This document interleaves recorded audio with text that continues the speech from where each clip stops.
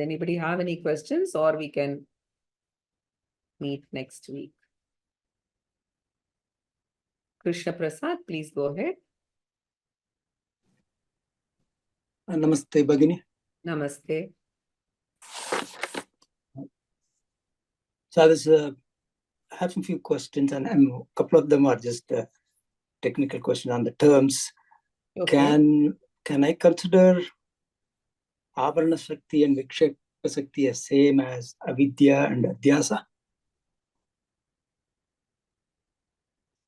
Yes, this is one is because of Avidya and Adhyasa. You should not. Avarana Shakti is due to ignorance, and Vikshepa Shakti is due to misconception in the case of Jiva. But you cannot treat them as technically, but because of Avidya, we have superimposition of Adhyasa, which is kind of the same as because of Agnar. Okay. Exactly. So, on the same, you said the macro and micro level, which is same as macro being Samashti and micro being Yashti. Correct? Yes. Okay. So that's I just wanted to clarify those terms. Yeah. On the verse 41, I think verse 40, this is again we describe as Ananta Vaibhavam, that is glorious. So can we really describe Nirguna Brahman as with attributes such as Vaibhavam? Yeah, is it, or are we referring to the Samashti Chaitanya, the Saguna Brahman here by when we say Ananta Vaibhavam, or is it Nirguna Brahman? Yeah, whenever we discuss in general any attribute, you take it as Sagunam only, because see, even saying Nirgunam Brahman itself is qualifying. So we need to discern that, that's all. Okay, because throughout all the discussion, this question keeps coming up. Nirguna, Saguna always needs to need some, it's a kind of, clarification needed. So another, when we discussed 41 and 42, you talked about, although these slokas are predominantly discussing about the jivas and bondage, you also brought about Bhagavan's role there. Bhagavan being the Saguna Brahman, Ishvara. And you also said that the bondage is limited to at the individual level. Why not? Why should not we consider, if Bhagavan is creating that because of Saguna, why cannot we consider as it is Maya's attribute and Aditya, Bhagavan is also has bondage, and I'm just thinking out loud, see whether that is even possible to consider. Because after all, Bhagavan is Maya and there is bondage and Avidya. We don't treat Maya as bondage for Bhagavan, because Bhagavan is fully aware that he is using his Vikshepa Shakti to create. That's exactly why I brought that verse from Gita, where clearly Krishna says, the difference between you and me is exactly this. I was the one who has been teaching this for so many, he actually says, right, Imam Vivasvate Yogam, from so many generations, so many centuries. I have been around, I have been teaching, I have been imparting. I know about all my Janma. No, they don't even call it as Janma. I know about all my avatars.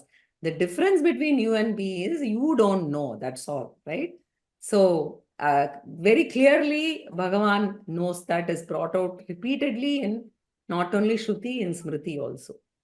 True, but even despite that, we call also there is a Samashti level Prarabdha, which is the moment we say Prarabdha, there is bondage, right? Even at the Samashti level. No. So what is the bondage at Samashti level? No, that's not the bondage.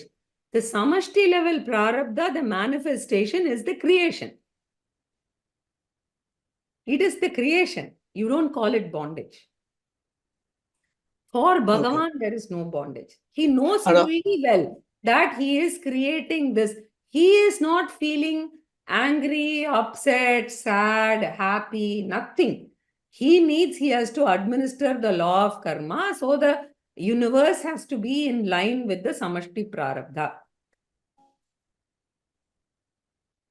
But even though Ishvara will this is all at pralayam, or is that correct? Yes, all of that. He just does all of that without any attachment, right? That's the difference.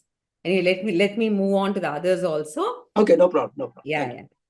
Kishore Acharya ji, please go ahead. Okay. So, Ravi Chandar ji, please go ahead. Namaste Acharya. What is the meaning of asavaha which you had told? Pranaha. Pranaha. Asavaha in plural. I see. What is the pratipadikam? Can I know? What is the word? Asu, I have noun to form? locate it for you. I will locate it and send it. I tried asav and all. No. So I Asu, thought asavaha, I asu. thought these shakikaha. So like that. But asav, amum, ami, No. Asu, and all it is coming. asavaha. Right? Asavaha So, is asu, something asavaha. else, right? Yeah, I might be able to locate it, but I don't want to take everybody's time. I have it here. So I will maybe, please drop me a mail. I'll send it to you. Okay? Okay. Okay. Good. Thank you. Namaste, Acharya. Swati, please go ahead. Namaste, ma'am. So just now you said, now Krishna says that I know, I am aware that I am the Atma, but you don't know that you are the Atma. But when we say Atma, it is not aware, right? It is just a witness. So how is Ishvara aware? For being aware, earlier you One had thing to... you must remember, okay? Very important, when you speak this way, you have to be able to switch to Vyavaharika Satyam and quickly switch to Paramarthika Satyam. If you are not able to do that in the mind, this confusion will come. See, to say I am Atma, I am Brahman, you need the witness consciousness operating at the Jiva level or the Ishvara level. If you don't, otherwise you can't express. So that is why if you see Ashabdam Asparsham in Katopanishad, if you really want to express Paramarthika Brahman, you cannot use any word. Okay. So always you have to relate to that when Bhagavan says all this, he is telling you so that you can discern it. That's all. Okay, no. Like now in the previous class, I think you said that now we need the anatma part of ours to discern the atma. Yes. But how will Krishna communicate to Arjuna? Right. Imagine a dialogue. Yes. Okay, I got it now. Yeah. Imagine a dialogue between Krishna and Arjuna. How will Krishna communicate? Yeah, got it. Okay, that is you. What I said. Yeah. So that is why if you see in Upanishads, each Upanishad you pick out the definition portion, right? So Shrotrasya Shrotram. So you will see very, very different way of defining Atma in each of the Upanishads. Very interesting to see that. Anyway, let me just go to the Q&A. Looks like some people have. Would Avarna Shakti go away from a jnani after attaining jnana? Yes.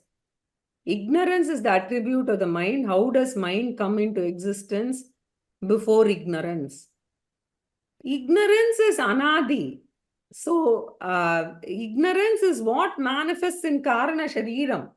So, Karana Shariram has the mind also in seed form. That's all. So, I don't know why you're talking about existence of mind before ignorance or ignorance of mind. You can never speak that way, right?